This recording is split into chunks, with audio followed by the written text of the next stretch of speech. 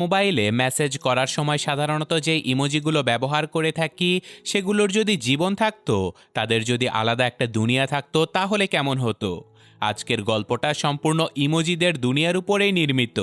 আমরা মানুষেরা কিভাবে তাদেরকে ব্যবহার করি আর তারাই বা কিভাবে নিজেদের জীবনযাপন করে সেটাই দেখানো হয়েছে আজকের এই মজাদার গল্পে। তো চলুন বেশি কথা না বাড়িয়ে সরাসরি গল্পে চলে যাওয়া যাক।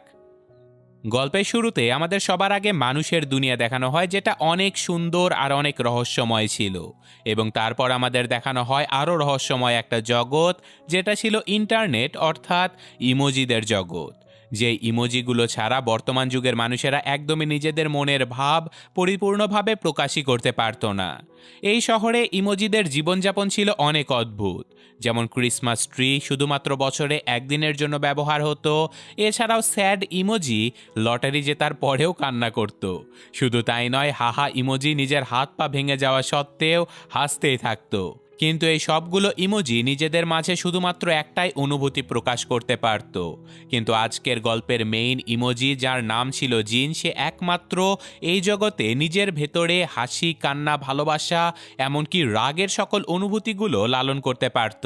জিনের বাবা মা দুজনেই ছিল গম্ভীর অনুভূতির একটা ইমোজি, তাই তারাও জিনের মাঝে এমন মাল্টিপল ফিলিং দেখে নিজেদের ব্যর্থ প্যারেন্টস ভাবতে শুরু করে দেয়। কারণ এই জগতে এমন মাল্টিপল অনুভূতিওয়ালা ইমোজিদের কোনো দামই ছিল না। কিন্তু তারপরেও আজকে ইমোজিদের চ্যাট লিস্টে যোগদান করার প্রথম দিন ছিল জিনের। জিন সেই অনুষ্ঠানে গিয়ে হাজার হাজার ইমোজিদের সাথে পরিচিত হয়। শুধু তাই নয়, এখানে সে হাইফাইয়েরও একটা ইমোজি দেখতে পায়, যেটা একসময় প্রচণ্ড জনপ্রিয় ইমোজি হলেও এখন সম্পূর্ণভাবে ইউজলেস হয়ে গিয়েছিল। তো যাই হোক, এখন জিন প্রচণ্ড খুশি হয়ে ইমোজিদের সেই কিউবগুলোতে গিয়ে বসে পড়ে। এখানে মিস ইসমাইল ছিল এই ইমোজিগুলোর রানী। সে যথারীতি সবগুলো ইমোজিকে কিউবের ভেতরে বসিয়ে দেয়, আর তারা সবাই অপেক্ষা করতে থাকে যে কখন তাদের মালিক অ্যালেক্স, অর্থাৎ এই ইমোজিগুলো আসলে অ্যালেক্সের মোবাইলেই ছিল, তাই তারা অপেক্ষা করত যে অ্যালেক্স কখন তাদেরকে ব্যবহার করবে। আর সৌভাগ্যবশত মানুষের দুনিয়াতে থাকা অ্যালেক্স সত্যি সত্যি প্রথমবারের মতো জিনকেই সিলেক্ট করে ফেলে। কিন্তু প্রচণ্ড উত্তেজনা আর ভয়ে জিন ভেতরে ভেতরে মাল্টিপল অনুভূতি প্রকাশ করতে থাকে, যার সবগুলো একসাথে প্রকাশ পাবার কারণে জিন একটা মিনিংলেস ইমোজিতে ট্রান্সফার হয়ে গিয়েছিল। জিন প্রচণ্ড ভয়ে কিউবগুলো থেকে পালিয়ে যাবার চেষ্টা করলে সেখানকার রোবোটিক হাতের কারণে সে কিউবগুলোকেই ধ্বংস করে ফেলে, যেটা দেখে ইমোজিদের রানী সেই স্মাইল কুইন জিনের উপরে প্রচণ্ড রেগে যায়। তার বিচার করার জন্য অ্যান্টিভাইরাস বোর্ডের সাথে তার একটা মিটিং ফিক্স করে।